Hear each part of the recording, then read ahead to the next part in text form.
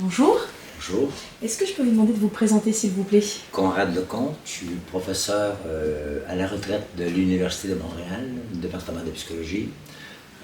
Je suis quelqu'un qui a passé sa vie à s'intéresser à former des psychologues cliniciens. Alors la question que je me suis posée, à quoi les former? Comment arriver à les former pour qu'ils soient compétents et qu'ils soient capables de rendre des services de meilleure qualité possible auprès des patients et des patientes? Merci beaucoup. Aujourd'hui, vous êtes conférencier lors de ce colloque. Quel est le sujet de votre intervention? J'en ai deux. Oui. Deux sujets. Le premier sujet, c'était ce matin, justement, c'était sur où on en est dans la supervision clinique. Comment on forme. La supervision clinique est supposée d'être le processus pédagogique le plus important pour aider les futurs psychologues à développer leurs compétences et à développer leur identité, etc. Alors, j'essaie de voir au moins l'interne, la problématique où on en est, et comment on pourra améliorer, on pourrait dire, la formation et la supervision pour davantage encore développer la compétence technique et l'efficacité des services, on pourrait dire. Alors, c'est une question complexe parce que dans cette présentation ce matin, le titre était comme ça, mais je faisais un portrait, je leur disais, je ne veux pas qu'on tombe en dépression parce que, disons que les recherches là-dessus nous invitent qu'il y a lieu, il y a de la place pour beaucoup d'amélioration, beaucoup de choses qui pourraient être améliorées. Alors c'est là-dessus que je suis attardé à développer un peu ce propos-là, qu'est-ce qui fait problème et qu'est-ce qu'on pourrait tenter d'améliorer pour vraiment avoir une meilleure formation, une meilleure supervision, pour avoir des psychologues mieux formés, quoi, sur le terrain. Merci. Le deuxième sujet, c'est un peu semblable, c'est à l'ère des données probantes. Alors, on est dans une période où, maintenant, là, de plus en plus des recherches, le nouveau cycle d'économie, l'homme économique, un peu, on cherche à couper partout les services pour faire des scans. Le moins cher possible, le plus rapidement possible, d'une certaine manière. Alors, on a développé les notions de données probantes. Et alors la question que je pose, c'est à l'ère des données probantes, à quelles compétences, à quoi il faut se former pour être compétent et efficace? Est-ce que les données probantes telles qu'elles sont définies définissent la compétence et l'efficacité? Et moi, je vais démontrer que très partiellement. D'accord. Il y a beaucoup plus que ça. Merci beaucoup. Qu'évoque pour vous le thème de ce colloque Identité plurielle des psychologues aujourd'hui? Alors, je regarde ça rapidement, ce sujet-là. Évidemment, il y a un vieux débat, ça. Est-ce que la psychologie, l'unité de la psychologie versus la diversité?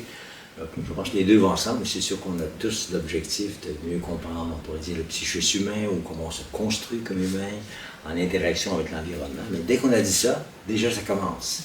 En disant c'est plus le psychisme individuel, alors là, on tombe dans la psychanalyse, et d'autres plus l'environnement, l'interaction entre les deux. Alors il y a toutes sortes c'est des continuums là-dessus, alors il y a une diversité de points de vue là-dessus qui se manifeste, mais je pense qu'on s'entend sur l'objectif commun qui se manifeste, on dirait, en psychologie surtout clinique, sous forme de déontologie et d'éthique aussi, de voir le mieux-être du patient.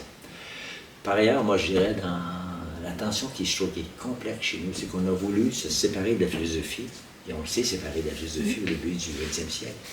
Puis on est allé vers les méthodologies de sciences plus naturelles, les sciences, même on est plus exigeant dans nos méthodologies que les sciences physiques, pour vous dire. Et on a appliqué ça à l'humain, si bien d'une certaine manière, on est en train d'objectiver un peu parfois. On enlève la subjectivité, sa complexité, on veut un peu aseptiser, on veut standardiser pour être capable de mieux contrôler, de mieux dire, ben non, on va avoir une technique spécifique pour la dépression sur telle condition, par exemple. Alors ça, c'est une tension qui est très importante dans une position un peu positiviste, un empirisme mal compris, une espèce de caractère scientifique qui est presque disscientiste, où on réduit la complexité, on dit ce qui existe et ce qui est mesurable et observable presque, d'une certaine manière, versus avoir une position où on dit la subjectivité, il faut s'en approcher, puis où on pourrait se réconcilier, c'est quelle méthode de recherche il nous prendrait pour s'approcher de ça. Parce que plus on s'approche de la subjectivité dans sa complexité, plus on risque d'offrir de meilleurs services et plus on risque de développer des approches, des traitements beaucoup plus adaptés à cette complexité-là. Alors il faut passer d'un paradigme de complexité d'Edgar Morin finalement. Là. Il faudrait peut-être s'y approcher un peu. Alors ça, c'est un enjeu que je trouve qui est assez important, manifeste partout. Donc le dialogue entre la recherche et la pratique est complexe. C'est possible. Je pense qu'il y aurait lieu de se nourrir fécondation possible là, entre ces positions-là, mais il va falloir qu'on s'interroge beaucoup sur les méthodes, la méthodologie qu'on applique à l'être humain. Et ça, c'est un sacré problème. Hein. Alors, l'être humain comme sujet ou comme objet. Ces enjeux-là sont vraiment fondamentaux. Ils sont partout maintenant. Ils sont à la base des problèmes des données probantes, d'une certaine manière. Alors, c'est à peu près ce que ça, je pourrais vous dire. Là, on pourrait continuer longtemps là-dessus, mais bon, ça va suffire pour le moment. Une réponse très intéressante. Est-ce que vous pouvez nous définir le colloque en un mot ou une expression? Ben, moi, j'ai pensé quelle expression. Alors, ce qui m'est venu, c'est un proverbe touareg qui dit quelque chose comme, là, je pourrais dire l'apprentissage, mais eux, c'est le voyage qu'ils disaient. Un voyage dans la vie, c'est de soi à soi en passant par les autres. En passant par les autres, c'est la diversité, c'est l'altérité, et l'autre m'enrichit. Et donc, je pars de soi pour rencontrer l'autre dans sa différence. L'autre m'enrichit et je reviens à soi, enrichi et je repars vers l'autre et je reviens, etc. Alors, je trouve que c'est un voyage de soi à soi en passant par les autres. Effectivement, ça a beaucoup de sens. Ouais. Et pour terminer, comment est-ce que vous envisagez le futur des psychologues? Alors, ça, c'est une question que je pose un peu dans la formation, hein, de dire, moi, je pense qu'il va falloir qu'on redécouvre, peut-être qu'on est rendu, on dirait chez nous, on est dû, on est peut-être rendu à devoir avoir une espèce de révolution relationnelle. Il faut qu'on redécouvre en profondeur l'importance de la relation dans toute forme de traitement de psychothérapie.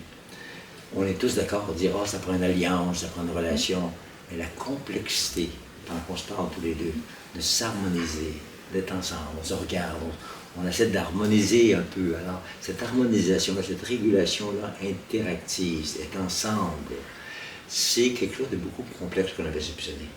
Parce qu'on voit dans les recherches mère-enfant, avec une mère même sécurisée, avec un bébé, il y a des micro-ruptures, parfois un peu plus grandes, aux 9 secondes. Mais la mère attentive, sensible, va réparer pour retrouver une manière d'être ensemble et là, apprendre. Et là, développer des choses, avoir de nouvelles perspectives ensemble. Alors, on est dû pour une révolution relationnelle, à mon avis, fondamentale, parce qu'autrement, l'intelligence artificielle qui s'en vient, puis qui est là déjà, elle va être capable de remplacer tous les traitements de données probantes, parce que ce sont des techniques qu'on applique de relaxation, d'exposition graduelle à des choses qui nous font peur, des phobies, etc. Ça, je pense que l'intelligence artificielle peut nous remplacer. Mais l'efficacité de ces traitements-là vont dépendre s'il y a une qualité de relation, si on est bien ensemble, s'il y a une manière d'être ensemble qui permet de rendre ça tolérable. L'intolérable rendu tolérable, c'est par la relation. Et je pense que le meilleur traitement, quand on est sur un lit de mort, on est en train de mourir, on ne demande pas un traitement MDR ou un traitement technique, on demande une présence, on demande l'autre. C'est l'autre qui nous rend tolérable l'intolérable. Et je pense qu'il faut absolument qu'on redécouvre ça en profondeur dans la formation des psychologues et dans les interventions qu'on met en place là. Merci beaucoup. Merci.